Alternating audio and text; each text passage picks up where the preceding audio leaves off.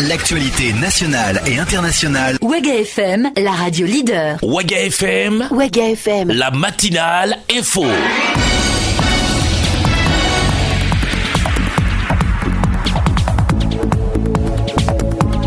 Bon vendredi à toutes et à tous. Mesdames, Messieurs, bonjour et bienvenue au journal sur Ouaga FM. Voici les principales articulations. La tension était palpable en début de semaine à s'appuyer entre les groupes d'autodéfense et les forces de défense et de sécurité suite à l'arrestation d'un présumé voleur de bétail par la gendarmerie de la dite localité. Reportage dans ce journal. Nous sommes le vendredi 14 avril 2017, vendredi saint, donc qui annonce la fête pascale. Dans 48 heures, les fidèles chrétiens vont célébrer la résurrection de Jésus-Christ.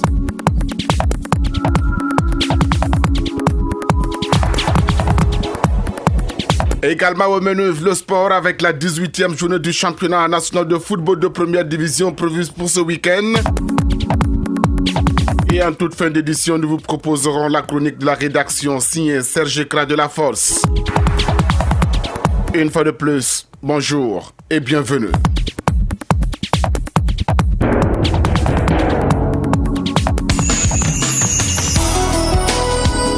Les infos sur Ouaga FM, l'actualité nationale. Salif Kaboré à la présentation. Les habitants de la ville de Sapuy, chef-lieu du Ziro, ont vécu une situation confuse au début de cette semaine entre les forces de défense et de sécurité et le groupe d'autodéfense, les Korluego de la dite localité.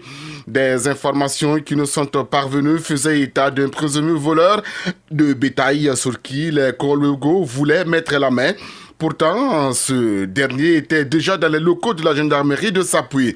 Que s'est-il passé réellement? Élément de réponse avec Gérard Sano. Tout porte à croire qu'on n'a pas dit définitivement adieu au problème entre groupes d'autodéfense Korluego de Sapuy et forces de défense et de sécurité de la province du Ziro. Suite à cet événement du dimanche dernier, nous avons essayé de reconstituer les faits avec les différents acteurs pour en savoir davantage. Soumaïla Kompaoré, responsable de la sécurité du groupe d'autodéfense Korluego de Sapuy. Les voleurs que vous venez de parler, ils ont entendu qu'il est venu ici. Maintenant, ils sont partis chez lui à la maison pour l'arrêter. À la dernière minute, ils entendent que non, qu'il allait se confier à la gendarmerie. Effectivement, ils ont appelé, c'était vrai. Donc, ils ont appelé les présidents du Korluego, ils sont partis, on les a interrogés et ils disent que bon, comme il est venu se cacher là-bas, c'est pas normal qu'on l'autorise et puis il va venir dans nos chaises. Dans la même foulée, nous sommes allés entendre le commandant de la brigade territoriale de gendarmerie de Sapuy avant que celui-ci n'obtienne l'autorisation de sa hiérarchie pour répondre à nos questions. Nous profitons de l'occasion pour nous renseigner sur cette brigade. En effet, nous nous sommes rendus compte que les Pandores travaillaient avec leurs propres ordinateurs portables. Dans cette brigade vieille de 20 ans, il n'y a ni branchement d'eau ni d'électricité. Après cette digression, nous écoutons la version des faits du commandant de brigade, l'adjudant-chef Mamadou Bagaya. Le dimanche 9 avril, aux environs de 13h, et je suis arrivé à la brigade. Il y a un monsieur qui était là, c'est le sieur Barry Belko. Alors, la question de savoir pourquoi il est dans nos locaux, il dit qu'il a été poursuivi par l'association d'autodéfense Korluego. Nous, on a dit, bon, de but en blanc, quand même, quelqu'un qui vient se réfugier, ça veut dire qu'il a jugé nécessaire qu'en venant à la gendarmerie, il serait en sécurité. Dès lors, la rumeur est partie très vite dans la cité de Sapuy, selon l'explication du premier adjoint au maire, Sidiki Nama. Le lundi matin, Madame le haut-commissaire m'a appelé, qu'il est venu dans son bureau. Dès que je suis arrivé dans son bureau, il m'a dit que comment va la cité. J'ai dit, bon, pour le moment, il n'y a pas de problème. Ah, qu'il n'y a pas de problème, mais il y a problème. Bon, c'est en ce moment qu'il m'a dit qu'avec les Korluego, ils ont des problèmes avec la gendarmerie. En ce moment, en tout cas, on voyait le défilé des Korluego qui convergeaient vers leur siège au niveau de Sapuy ici. Dans cette matinée de lundi, on peut compter aux environs 400 Kologoyo qui étaient sur place. Dans les locaux de la gendarmerie, nous avons pu voir les 3 présumés voleurs de bétail que les Kologoyo ont finalement accepté de rendre au Pandore après des médiations. Aussi le 4e, la cinquantaine révolue que les Kologoyo réclamaient avec énergie. 2 d'entre eux, les plus jeunes, portent des blessures horribles au dos et au ventre. Mais le commandant de brigade nous confirme que ce ne sont pas les Kologoyo de Sapuy qui ont torturé ces présumés voleurs. En réalité, cette affaire a débuté dans la province du Bam, à Yilou, où il y a eu un cas de vol de 31 bœufs. C'est donc les Kologoyo de Yilou qui ont arrêté les 3 personnes et les ont remis à leurs collègues de Sapuy. Selon les explications, ce sont les 3 qui ont dénoncé le sieur Belko vivant à Sapuy comme leur complice. Celui-ci, ayant appris que les Kologoyo les recherchaient, est allé se réfugier à la gendarmerie. C'est ainsi que les Kologoyo ont manifesté le désir auprès de la gendarmerie de l'avoir afin de le soumettre à leur interrogatoire. Finalement, force est restée à la gendarmerie. Adjudant-chef Mamadou Bagaya. Nous allons mener, diligenter l'enquête et les déférer parquet dont nous relevons, le tribunal de grande instance de Léo. À cet effet, pour éviter les interprétations, hier, mercredi, on a débuté les auditions. Pour plus de transparence, j'ai appelé quelques membres de Kologoyo pour qu'ils viennent assister. Malgré cela, les Kologoyo refusent toujours de lâcher l'affaire à les entendre parler.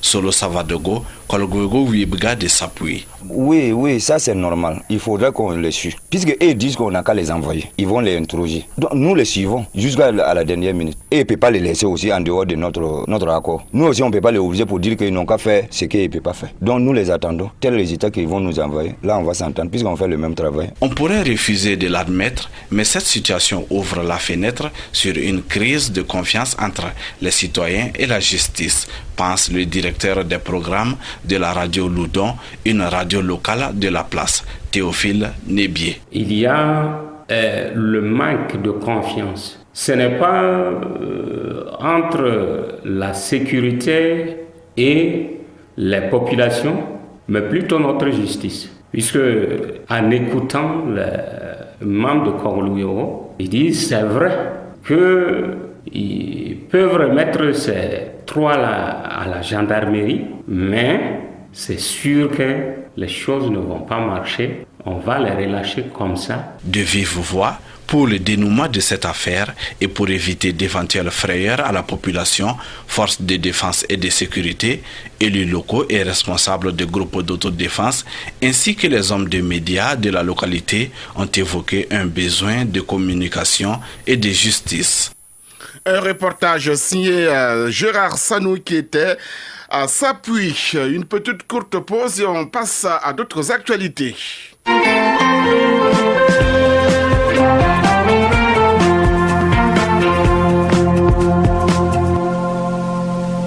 L'Institut supérieur de technologie appliquée et de management en partenariat avec le Bureau national des évaluations environnementales organise la première édition d'un séminaire de formation.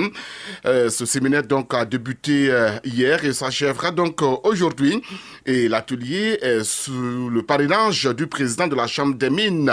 Ce séminaire donc qui a débuté hier jeudi sera focalisé sur les évaluations environnementales et sociales. Les détails sont avec Sita Bansé. Convaincu que les actions de sauvegarde de l'environnement ne seront pas occultées dans le cadre de l'exploitation minière, l'ISTAPEN avec la collaboration du BUNEE ont décidé de donner une formation de 2 jours orientée vers des structures minières, des consultants et quelques journalistes. Romaric Badolo, président directeur général de l'ISTAPEN, explique le choix du thème. La question de l'environnement, elle devient critique. Nous avons des sociétés minières qui pullulent dans le pays et tout le monde n'a pas forcément la même compréhension ou la même information par rapport à la question de l'environnement. Et nous avons nos villages qui vont bientôt être exposés à beaucoup de risques. S'il n'y a pas d'action concertée, ça va être difficile. C'est aussi l'occasion pour nous de noter que quand vous parcourez la ville de Ouagadougou, vous avez des structures de restauration qui utilisent de façon, je ne sais pas, les eaux usées ne sont pas traitées. Le Bureau national des évaluations environnementales se doit de communiquer avec les différents acteurs pour la prise en compte de la dimension environnement dans leurs projets. Tidiani Zougouri, directeur général du BINEE. Les modules qui vont être développés, il y a les études d'impact environnemental et social, il y a les notices d'impact sur l'environnement, les audits environnementaux. Alors les sociétés minières, avant de s'implanter, bien sûr, ont obligation de conduire ces types d'études-là. Voilà. Et le plus souvent, donc, c'est assorti de ce qu'on appelle un plan de gestion environnementale et sociale qui permet donc au Bureau national des évaluations environnementales de suivre tout ce qui est fait comme action de sauvegarde donc pour protéger bien sûr l'environnement. Pour les promoteurs, l'évaluation environnementale est un outil d'aide à la décision, au développement. La question de l'environnement peut créer des opportunités pour les jeunes si elle est considérée par tous les acteurs. Merci beaucoup, Sita Bansé. Faso Média 2 ouvre ses portes. C'est l'information donnée hier par l'ambassade de France au Burkina Faso et c'était lors d'une cérémonie officielle d'ouverture qui a eu lieu hier 13 avril ici à Ouagadougou. Cette information s'inscrit dans le cadre du renforcement des capacités des journalistes en matière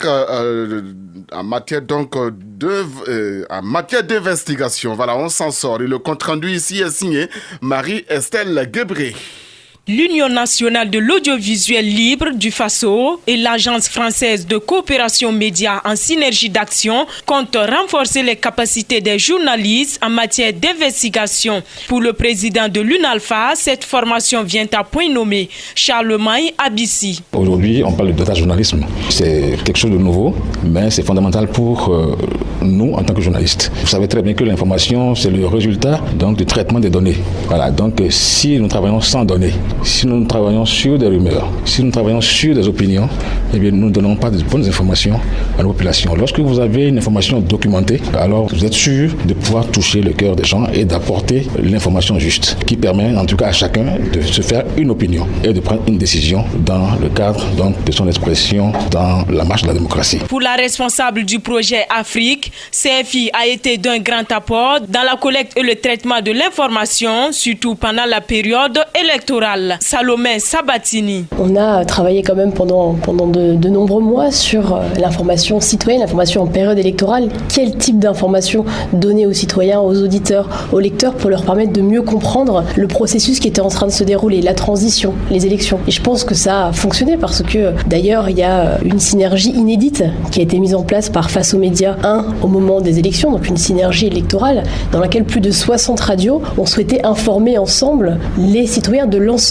du pays de ce qui était en train de se dérouler le jour du scrutin, les résultats. Et aujourd'hui, maintenant que les nouveaux élus sont au pouvoir, il est important de continuer ce travail, de voir s'ils respectent leur engagement. Les participants disent attendre beaucoup de la part des formateurs afin d'apporter un changement dans le traitement quotidien des sujets d'investigation au grand bonheur des populations. Martin Kaba. J'espère vraiment que cette formation va me permettre d'avoir des outils réglementaires, des outils compétents pour pouvoir pousser les sujets que j'aborde dans les dossiers, dans les grands reportages. Ça permettra justement de lever le lièvre si c'est un sujet qui était caché, du même coup d'informer le public. Le président de l'UNALPHA appelle les participants à plus d'assiduité et de curiosité afin de pouvoir être de bons journalistes d'investigation au sortir de la formation.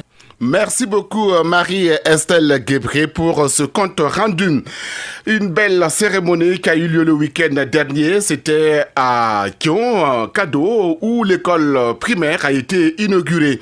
La cérémonie a été rehaussée par la présence du ministre de la Communication, porte-parole du gouvernement, Rémi Fulgence Dandino. Le compte rendu de Élisée Batchenou, notre correspondant sur place de la radio La Voix du Sangué, sur place à Réau.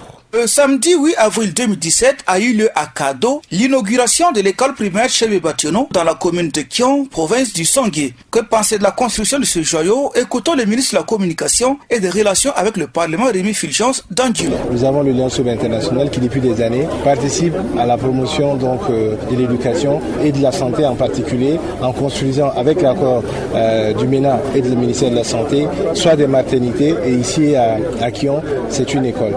L'école en 2012 était sous Payotte. Et lorsque donc notre GMT leader, Norbert Bationo, est arrivé, avec notamment le président de l'Amitié Village du Lions Club, ils se sont rendus compte qu'il y avait quelque chose à faire. Et le Lions Club Ouagadougou Vision a porté le projet. Donc il faut saluer cette initiative-là et ça permet de nous rappeler que l'effort de l'État est une chose, notre engagement personnel en tant que citoyen est une autre chose. Qu'est-ce qui a motivé la construction de ce bâtiment? Suivant M. Tanou Sungalo Steve Hervé, président de Lions Club Ouagadougou Vision, président du conseil des présidents Lions. Le Lions Club a une vision. Quand nous avons fait un tour dans le village de Kion, on a constaté que les élèves étaient sous Payotte en 2012. Alors nous avons pris l'engagement avec l'accompagnement du GMT Area Leader et Norbert Bationo.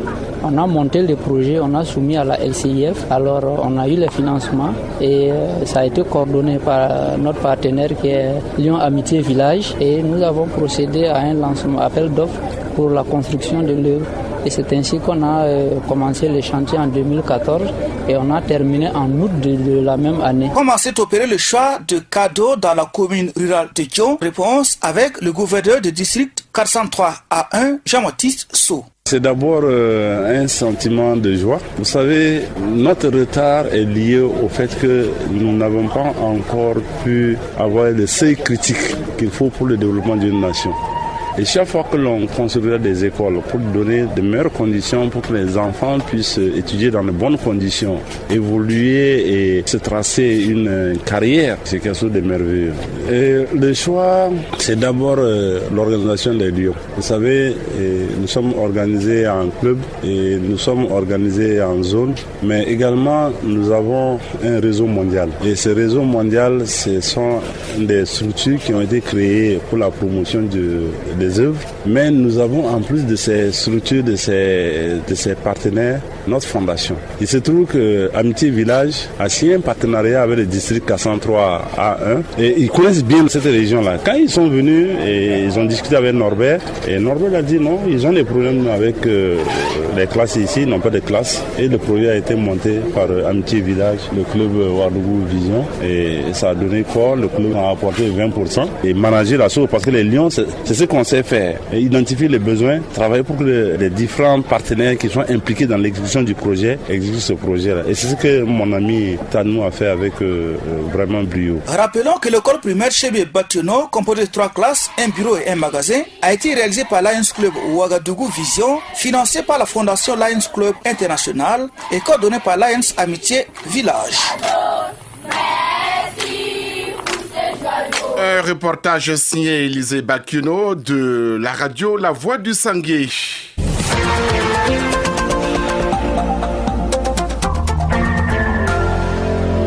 7h passées de 18 minutes ici à Radio Ouaga FM. En bref, l'Assemblée nationale a adopté 3 projets de loi portant autorisation de ratification des accords de prêt conclus entre le Burkina Faso et ses partenaires techniques et financiers.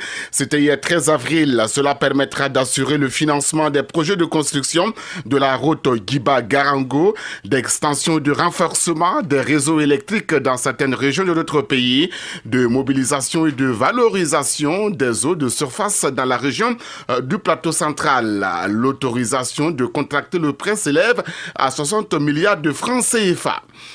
Discours du Premier ministre Paul Kaba-Djeba ce vendredi 14 avril 2017. Ce sera devant la représentation nationale à partir de 10h, temps universel.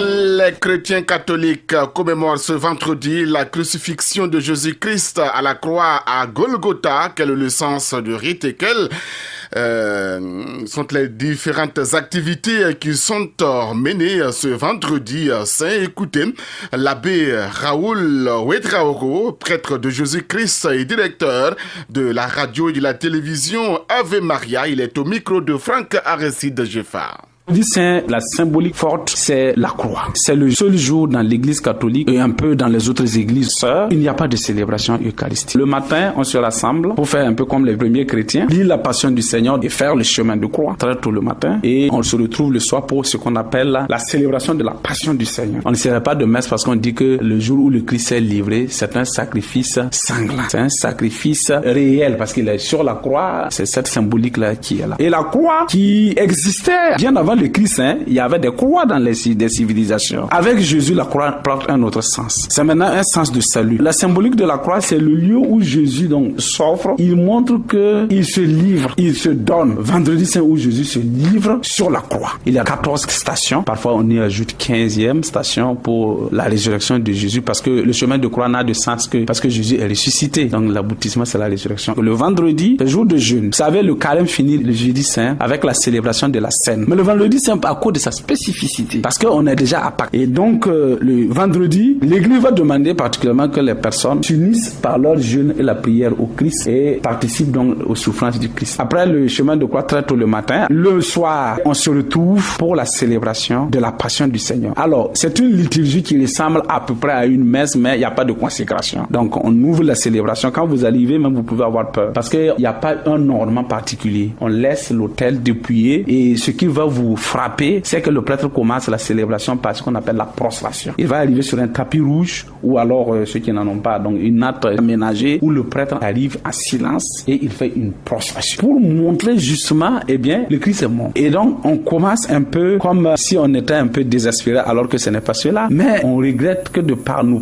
péchés, eh bien, le Christ subit cela. Et après, on ouvre la célébration tout à fait normalement. On écoute la parole de Dieu. Après la parole de Dieu, marquée par une longue lecture du livre d'Isaïe sur le serviteur souffrant, il y a la lecture du livre aux Hébreux où on montre que le Christ justement il s'est livré. Et ensuite vient ce qu'on appelle la lecture donc de l'Évangile. Et cette fois-ci, c'est la lecture selon Saint Jean sur la passion de Jésus dialoguée. Et immédiatement, on enchaîne avec ce qu'on appelle les prières pour l'Église. Et après donc la grande prière, c'est la vénération de la croix. Et ensuite, on partage l'Eucharistie. Il n'y a pas de messe évidemment, mais l'Eucharistie qu'on partage, c'est l'Eucharistie qui a été consacrée le jeudi saint. La célébration donc de la passion du Seigneur se termine avec la prière finale du prêtre et on ressort encore en silence. Il y a un silence de méditation, un silence d'intériorisation de la souffrance du Christ. À l'instant, l'abbé Paul Ouetraogo, prêtre de Jésus-Christ et directeur de la radio et de la télévision Ave Maria, au micro de Franck Aristide Jeffard. Les infos sur Waga FM, l'actualité internationale.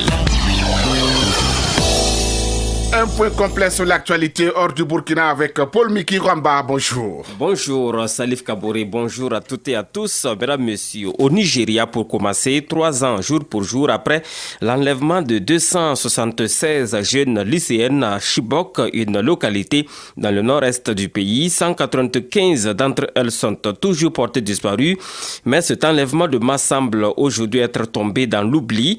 Une question qui suscite peu d'intérêt des Nigériens qui sont davantage préoccupés par la récession qui les affecte au quotidien. En Côte d'Ivoire, la cour d'assises de Youpongou a rendu son verdict dans le procès des disparus de Nouveau-Tel. Jeudi 13 avril, en fin de soirée, 10 hommes étaient poursuivis pour l'enlèvement et le meurtre de 4 personnes, dont 2 Français, à Abidjan le 4 avril 2011, en pleine crise post-électorale. 20 ans de prison pour le commissaire Osé Lougué, qui est celui ayant achevé le Français Yves Le Benlin, qui agonisait dans le jardin à la présidence ivoirienne d'un coup de mitraillette, et 18 années de prison pour le général Bruno Dogbe-Blé, chef de garde républicaine. En Afrique du Sud, l'avenue du président Jacob Zuma a nouveau suspendu à une décision de justice. Une motion de défiance contre le chef de l'État devrait avoir lieu au Parlement la semaine prochaine. Elle a été reportée mercredi 12 avril à la demande de l'opposition qui a saisi la justice pour obtenir un vote à bulletin secret. Il s'agit de la 6e motion de défiance contre le président sud-africain. Au Sénégal oriental, pour terminer, un violent incendie lors d'une cérémonie cérémonie religieuse a fait une vingtaine de morts mercredi 12 avril 2017. Selon un bilan encore provisoire, le drame est survenu dans la région du Sénégal oriental alors que des pèlerins étaient réunis pour prier. Voilà, Salif Kaboré, mesdames, messieurs, c'est tout pour le point de l'actualité africaine de ce vendredi. Merci à vous, Paul Miki Rambar. Waga FM, la page sport. Le sport, et c'est du football. Dans le cadre de la 18e journée du championnat national de football de première division, l'Union sportive des forces armées USFA affronte l'Union sportive de Ouagadougou ce vendredi au stade municipal Issoufou Joseph Kolombo. Les deux équipes étaient face à la presse hier pour faire le point et les détails sont avec Aimé Sawadogo.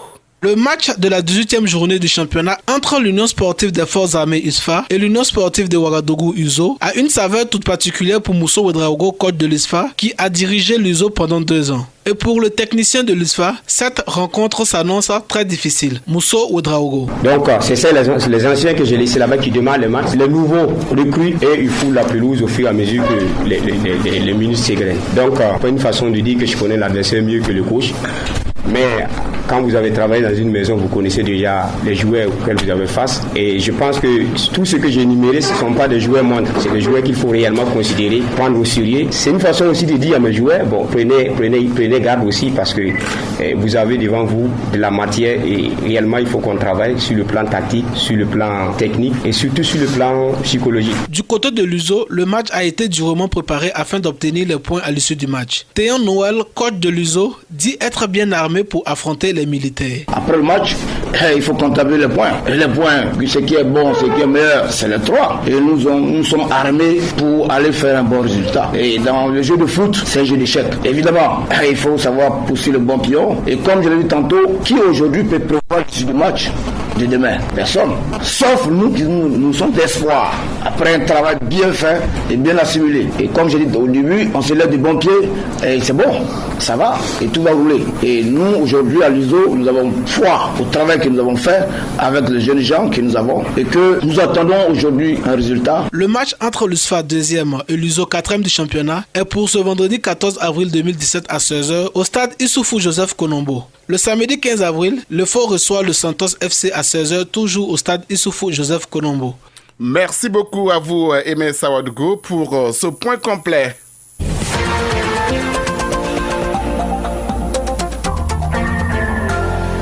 Et nous passons à la chronique de la rédaction avec Serge Kra de la Force. On a tous restreint notre train de vie. On a rangé nos voitures et nos motos pour recourir à la bonne vieille bicyclette. Alors où est le problème? 2 roues. C'est 2 roues, non? On a laissé les grands restaurants pour apprendre à faire la cuisine. On ne se promène plus au hasard comme avant, hein? Quand on nous bip, on ne rappelle plus. On envoie plus de SMS qu'on émette d'appels. Quand on lutte pour avoir un précieux billet de 10 000 francs, c'est là on se rappelle des grandes théories mathématiques qu'on a retenues difficilement quand on était à l'école. Calcul Vanouja. Même pour aller partager un petit plat et un petit pot avec des potes de longue date, mon cher, on vote budget. Quand un frère du village t'appelle juste après les salutations d'usage, tu lui dresses le bilan des problèmes que tu rencontres jusqu'à les petites unités du pauvre paysan finissent et là, tu es sûr qu'il ne va plus t'emmerder. Ainsi pouvons-nous résumer le quotidien des super habitants du tout-puissant Yenega. Et ce n'est pas de l'exagération, c'est la vérité. Ce Yenega-là même qui avait fait parler de lui dans les coins et recoins du grand monde. Ce Yenega dont certains fils et filles se sont mobilisés à un moment de son histoire pour écrire une très grosse Bible. Et dans cette Bible, on avait prévu 100 pages. Sur chaque page, on devait coller un chèque. Au finish, on a dû commander une autre édition semblable dans laquelle l'on a eu à coller encore et encore des chèques et des chèques. Mais diantre, que se passe-t-il? Et puis chaque jour, on assiste à des featuring entre Onene et Sonana. Qu'est-ce qui n'a pas marché? Et puis tout le monde doit à tout le monde et que chacun attend quelque chose de chacun. Quand on a mené une petite enquête, des gens ont dit ici, mon frère, c'est le soleil là qui a séché les caisses. Tu ne vois pas que pour cette année-là, c'est plus fort que les autres? Comme le bon Dieu n'aime pas palabre, il a commencé à faire tomber la pluie un peu. On va attendre les autres arguments là. En attendant, ceux qui depuis la nuit des temps s'opposent à tout se sont annoncés. J'espère que cette fois-ci là, Karaba ne rentrera pas dans la danse. Merci Serge Kra de la Force. Ouéga FM, la matinale info. Et c'est ici que l'on s'arrête pour ce journal de ce vendredi 14 avril 2017. Merci de m'avoir suivi. Dans quelques instants, la revue de la presse, à la clé, la pause commerciale. À 45, commentons l'actualité. À 8h, le retour de l'info. Bienvenue une fois de plus.